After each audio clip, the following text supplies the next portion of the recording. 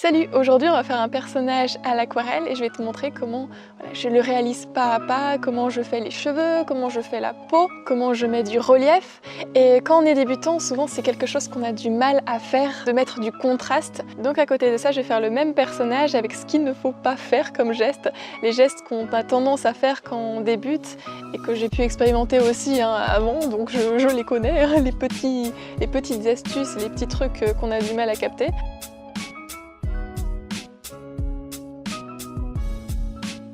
Alors pour le dessin que je vais faire, je vais utiliser les nouveaux pinceaux que je viens d'acheter. Je te le conseille, je trouve que c'est intéressant en termes de qualité-prix. Ce sont des pinceaux qui sont synthétiques et qui sont utilisés pour l'aquarelle, mais aussi également pour la gouache et l'acrylique. Et c'est pour ça aussi qu'il y en a autant, c'est pour que tu puisses varier au niveau des formats et de la technique, puisque pour un seul dessin d'aquarelle, t'as pas besoin de tous ces pinceaux, hein, je te rassure. Donc voilà, si t'es intéressé, j'ai mis le lien en description si tu manques aussi de pinceaux comme moi.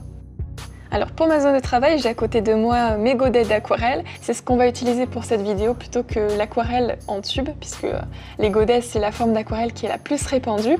Et à côté de ces godets, j'ai deux petites palettes d'aquarelle sur lesquelles je vais faire mes mélanges. À ma droite, j'ai un mouchoir. Tu peux aussi avoir à côté un sèche-cheveux si tu veux accélérer le processus pour sécher plus rapidement les couches d'aquarelle. Après, j'ai aussi le drawing gum. Alors ça, c'est un liquide qui te permet de protéger les zones que tu ne veux pas coloriser tout de suite. Alors pour ce dessin, je vais pas l'utiliser, mais voilà, je t'en parle si tu n'as pas vu mes autres vidéos d'aquarelle ou sur l'encre de Chine et que tu n'es pas au courant que ça existe. Pour le dessin préparatoire, moi j'aime beaucoup travailler au crayon de couleur, mais tu peux aussi utiliser le crayon de papier ou encore le crayon aquarellable si tu veux. Mais quand même plus attention avec le crayon aquarellable, puisqu'après bien sûr c'est un crayon qui bouge. Il suffit que tu fasses un trait un peu plus appuyé pour que tu aies beaucoup plus de couleur une fois que tu mets de l'eau. Une fois qu'on a fait son esquisse, c'est là qu'on va commencer à mettre la couleur, les premières couches de couleur. Et dans un premier temps, que des valeurs tonales claires, c'est-à-dire fortement diluées dans l'eau. C'est pour ça qu'à côté de moi, j'ai mes petites palettes sur lesquelles je vais pouvoir faire mes petits mélanges.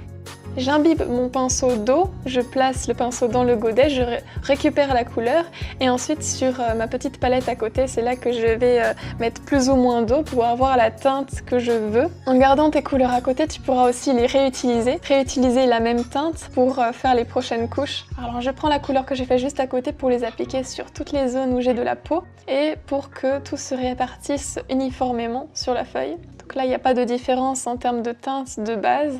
Ça fait une sorte d'aplat, on va dire. Contrairement au reste du dessin où on va attendre que les zones sèchent avant de mettre des couleurs un peu plus foncées, avant de faire tout ce qui est ombre, tout ce qui est volume, pour les joues et pour la peau, c'est bien d'utiliser un papier qui est encore un petit peu humide et ça va permettre de vraiment fondre l'ensemble sans démarcation précise. Donc on va mettre un petit peu de rouge au niveau des oreilles, des joues, du nez, en dessous la tête, puis souvent je le fais au niveau des articulations aussi pour marquer le coude et les genoux. Quand tu es débutant, souvent le problème c'est que tu ne pars pas d'une teinte assez claire à la base, que tu poses ta couleur et que tu n'arrives pas bien à gérer l'eau. Et aussi le débutant va vouloir faire tout très vite, c'est-à-dire qu'il va pas attendre que les couches sèchent et il va mettre tout de suite les détails alors que le papier est encore humide. Et des fois c'est pour des plus petits détails que celui-là quand même qui est assez marquant.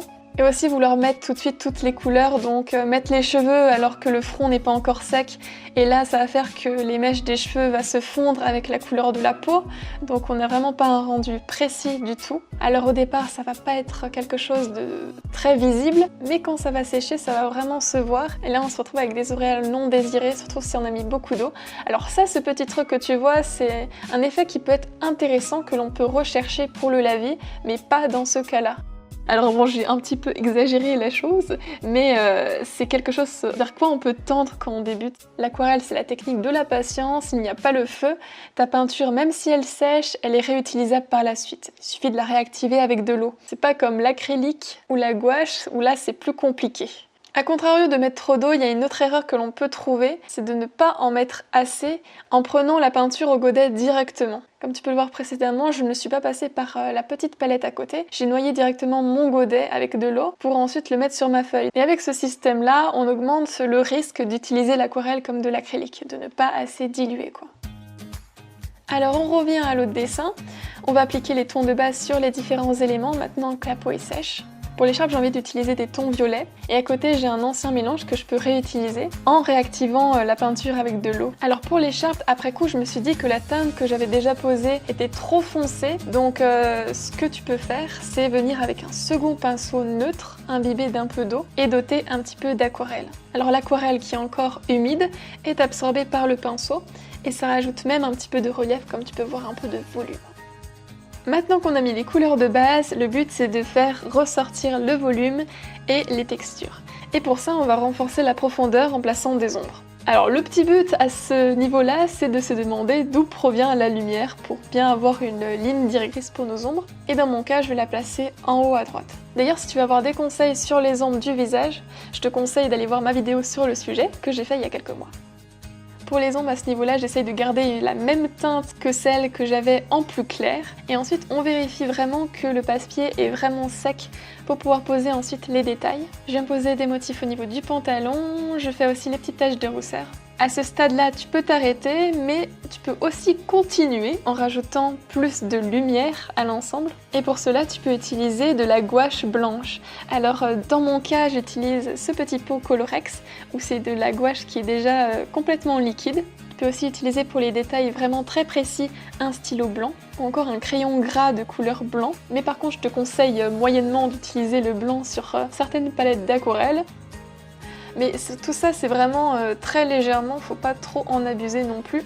Après aussi à ce stade, ce que tu peux faire, et régulièrement aussi pendant ta progression dans le dessin, c'est reposer un petit peu ton œil, c'est-à-dire attendre peut-être 1 heure ou une demi-heure avant de revenir vers ton dessin. Et des fois faire une pause, ça te permet de voir les choses qui vont moins bien. Et dans mon cas je l'ai fait et j'ai retouché après les ombres en les faisant davantage ressortir. Alors ce que tu peux faire aussi, c'est pas seulement cautionner une seule technique en te disant je ne fais que de l'aquarelle, mais n'hésite vraiment pas à tester, à rajouter du crayon de couleur même par-dessus. Par exemple, moi j'en mets ici pour ajouter un petit peu de texture.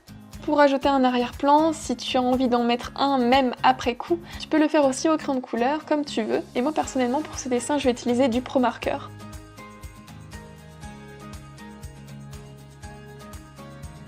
J'espère que tu as aimé cette vidéo. Si elle t'a plu, je t'invite à voir mes autres vidéos sur l'aquarelle et la vidéo que j'ai sortie précédemment.